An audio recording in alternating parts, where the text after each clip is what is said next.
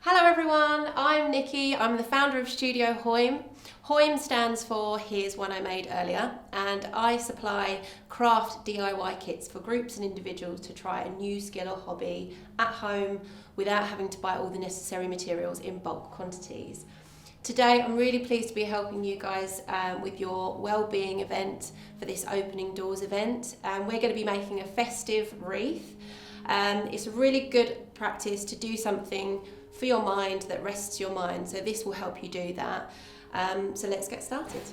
Okay, so we're going to get started, and before we do, I'm going to run through all of the things that you'll need in order to make your festive wreath.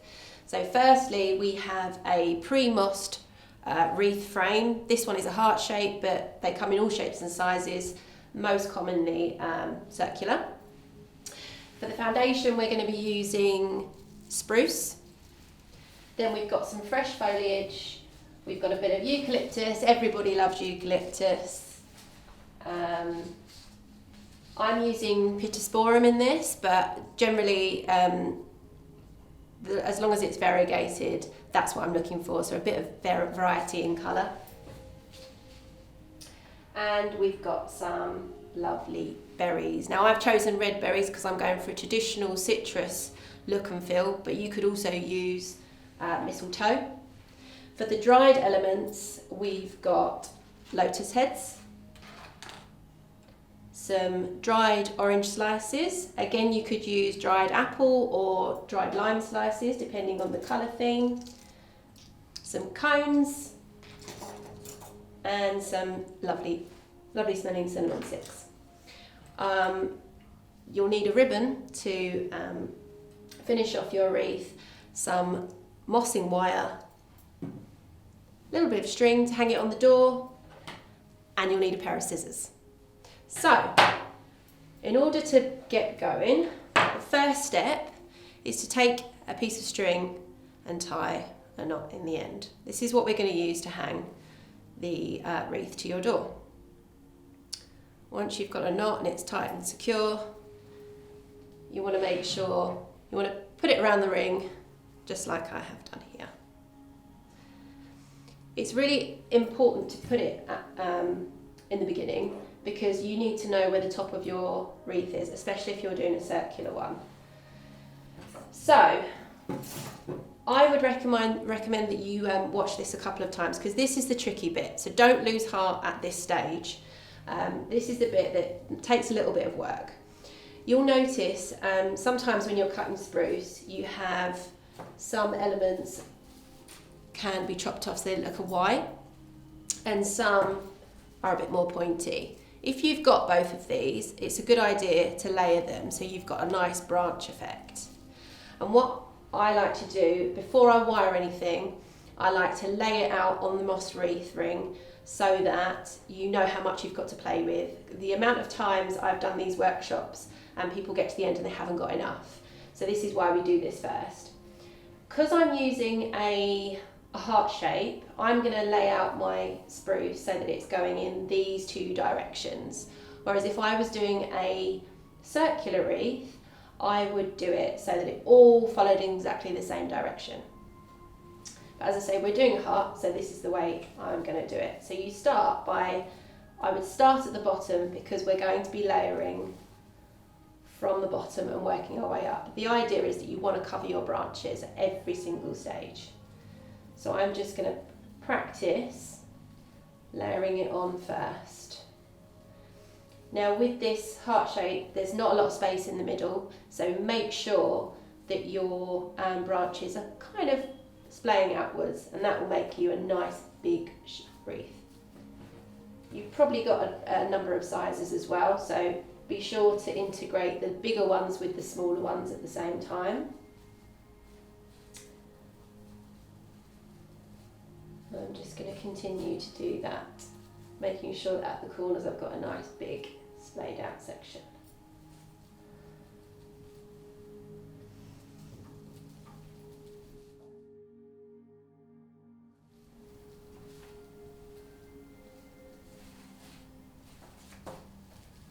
With these bits like this, we can, when we're wiring it, we can pull them in a bit, so don't worry too much.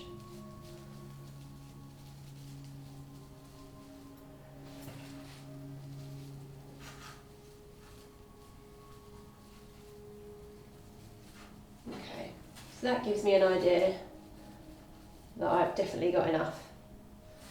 Okay, so then we start by wiring it individually.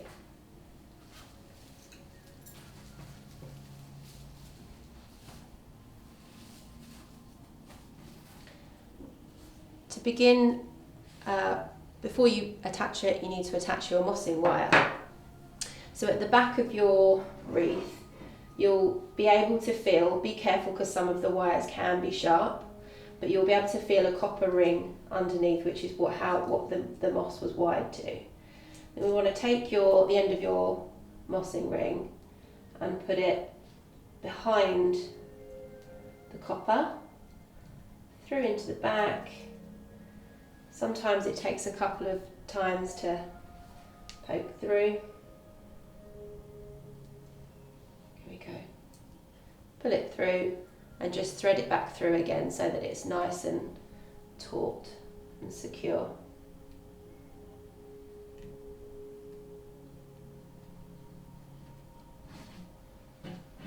And then twist it round itself a couple of times. And we're good to go. So I'm going to keep what you want to do is enable yourself to be able to pull the mossing wire toward you, because we're going to need to do that to pull it taut. So here we go. You don't need to worry too much about the branches at this stage. Just over and then under, pull it, and then we layer the next bit.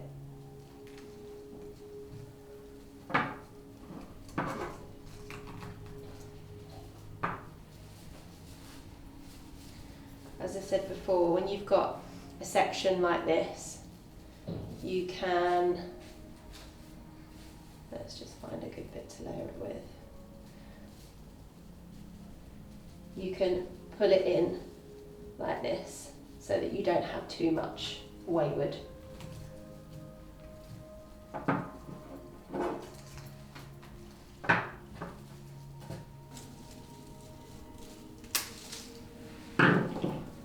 Just a little bit more. So we're just coming to finish the top now. So as we've got an overlapping section, don't worry too much because that's probably where your ribbon is going to go. But we're just going to finish it off by layering the last few sections. Make it nice and bushy.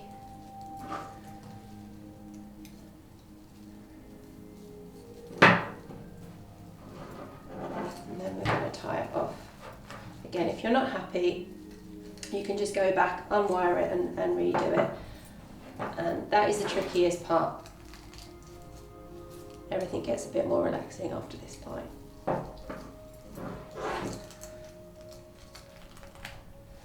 Okay, so I would recommend going over a couple more times, just pulling it really tight. And then we're going to tie it off in the same way that you fastened it on.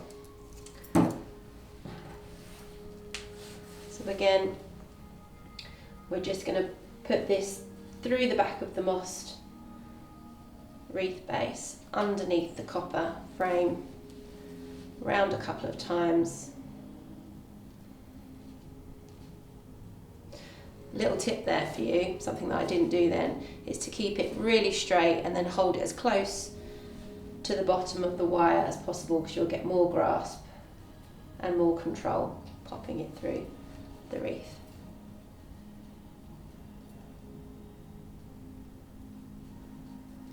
There we go. Once you've got it through a couple of times, I would give yourself 5 centimetres, and then all you're going to do is poke it into the back of the mossed ring so that there's no sharp bits when it's hanging on your door. Now that you've got your foundation, we're going to put some foliage in place. And I always like to start with eucalyptus, which smells amazing. This room smells amazing because I've got quite a bit of it in here. So with eucalyptus, what you want to do is give yourself enough of a stalk. So I always take the first couple of leaves off and just discard them. and have a little whiff at the same time. Sometimes you'll get a piece that has lots of branches coming off of it. Others you'll just get two other sections. I would recommend putting them in together. And before I start anything, everything that we're going to add is in threes. Odd numbers just generally work well anyway, but when you're doing things in threes, it means you can populate in between those. Everything will become clear, but 3 is the magic number. So I'm going to start by plotting my eucalyptus in the top, and I'm just going to poke it in between the spruce. Ideally it would go into the moss, but your spruce is probably quite compact at this point, so it's not absolutely necessary. And then I'm going to place the others. We are going to secure them, so don't worry, these won't fly off in the wind. But I'm just going to plop them in just to see my positioning. Now, what you want to do is follow the direction of your spruce. So we've got one going this way, we've got one going that way. So these two, because they're on that side, are going in this direction. This one will be coming up here. And I'm going to try and space them out equally, just like we said about things being in threes. Oh, I've got to tear off my leaves. And I'm just gonna, that feels quite equal. Depending on whether you want to make a big wreath or a small wreath, I quite like the wild effect, so I'm going wild.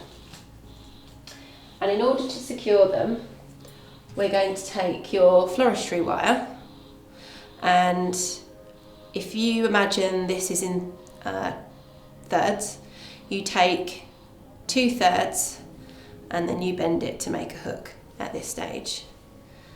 The reason why we bend it to make a hook is so both of these parts go in between either side of the stem and hook it in place.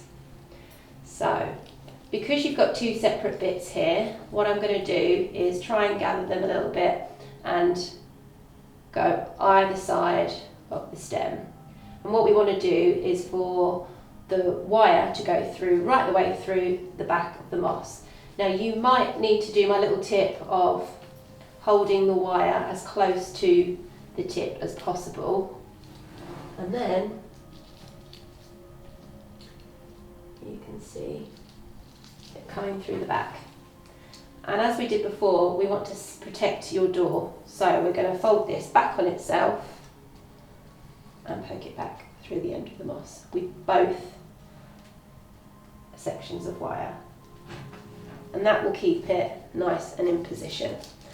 Don't worry too much about positioning, because there's loads of layers to go on just yet. So if you continue to do exactly the same thing, show you again with the wire, 2/3, just like little Bo Peep's crook.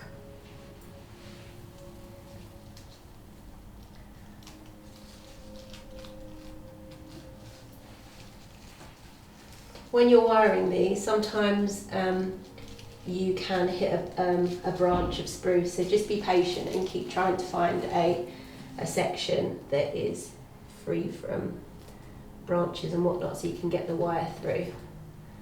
Just keep persisting. And I'm going to do it with the last bit.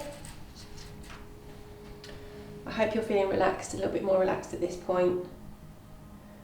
It always relaxes me. As I put so many kits together, I don't always get a chance to do these demonstrations.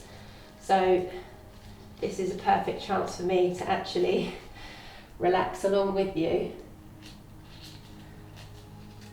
I started this business because I had a very demanding job, and I was initially furloughed in the pandemic and needed to go from 100 miles an hour to 0. Very quickly, and I found that doing things with my hands actually relaxed me. So this is why I'm doing with you today. So the next part, we're going to use our Pittosporum. Exactly the same principle as before, and we're just going to populate it in between the clumps of eucalyptus. Now this is a bit woodier, so you might not get this all the way through, but just try and nestle it so that you're getting a variation of textures throughout the wreath. Again, remember going in the same direction as your spruce.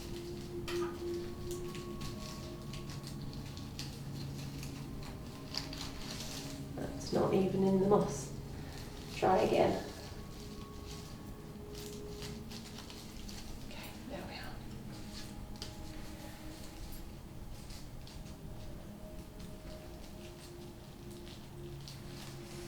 are. Okay, and once you're happy with your positioning, we're doing the same principle again with our 2/3 rule.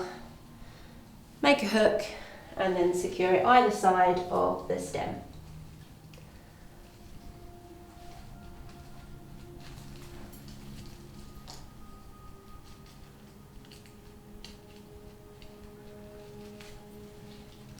Don't forget to keep bending the wire back.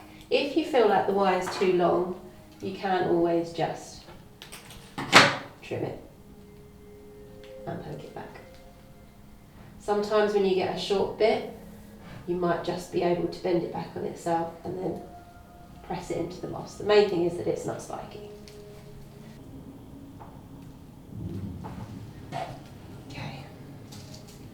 Okay, so you've got things in 3s. And I'm just conscious that our bow is going to go here, so it might look a bit naked up here, but that's just fine. Now we're ready for some colour. And I've got some berries, again, in 3s. Some sprigs will be nice and full of berries. Others, you might want to get 2 small ones and combine them. So again, we're going to use exactly the same principle, but first, we just want to place them just so that you're happy with your positioning before you start. And again, we're going to do it in 3s, so I might put mine right at the bottom, just so there's a nice bit of colour at the bottom.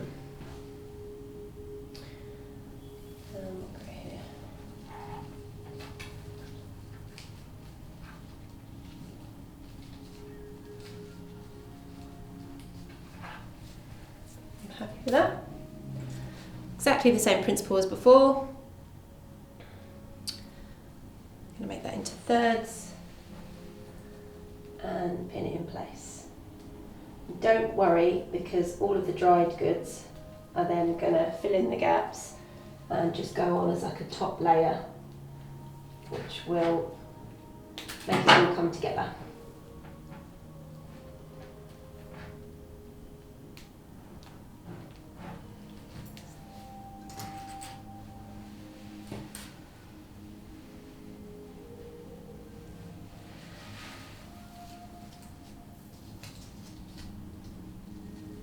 You don't have to use these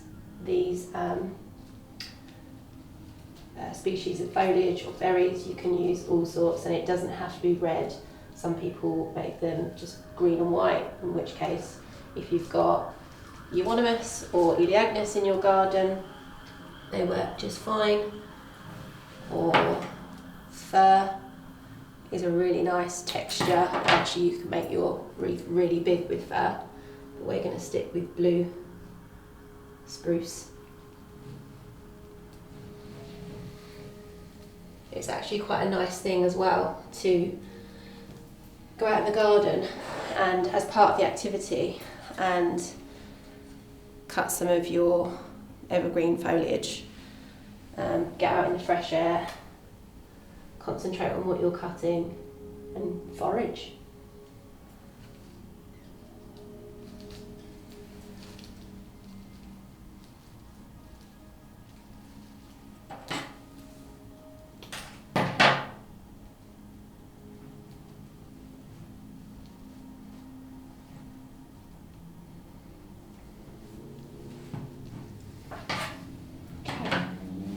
So now you've got all your foliage. Should look something along those lines. So let's crack on. Now we're going to do the fun part. So we're going to put all of the dried elements onto our wreath. we'll start with the biggest element, which is the lotus heads. And with these, and actually with any of the dried bits, I would suggest that you just poke them in to begin with to check that you're happy with the placement. So I'm going to stick mine around about there. Again, remember we're doing things in threes. Some people might even choose to go off-piste and do everything all in one corner. That's absolutely fine. Everyone should do something that is unique to them, or you can follow me. Either is good. There we go.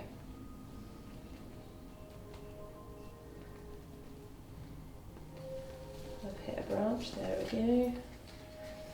Now with these, the good thing about these is they're so big that when you're positioning them, you've got a few sides and a few angles, and if it's going to be hanging on your door, people are going to see it from all angles, because you might have tall, short people from the side. So if you angle them in different directions slightly, just brings a little bit more dimension into your wreath. So once you've got both sections of the wire through, give it a nice tug so that this is nestled in. And again, you just want to poke the wire back through to keep it secure. And I'm going to continue to do this with all three, making sure that all three go through the moss and not just through the spruce. That's it. So satisfying when it comes through. Not so much when it doesn't, but keep persevering. Okay, so and the last one.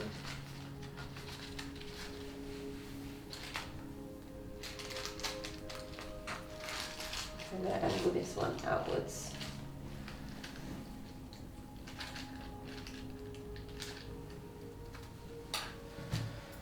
Okay, then we're going to add our pre-wired cones.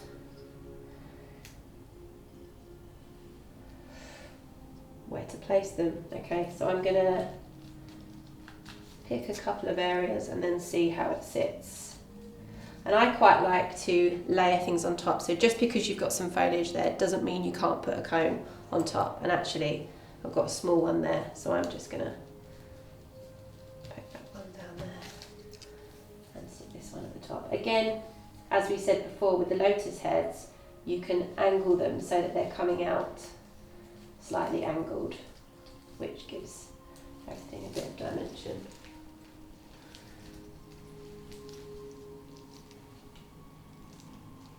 Sometimes, like this time, I just can't see where the wire is coming through. There we go. Sometimes it's quite difficult to see. You just got to make sure I've got enough to be able to bend it back into the moss. That's your cones. Okay, and then my favourite part is when we add the orange slices. This is when it really starts to pop. And some people put a singular one in. I like to put doubles because I like the split and it gives it that extra bit of clout. So again, I'm going to position them. I want to give them quite prominent positions.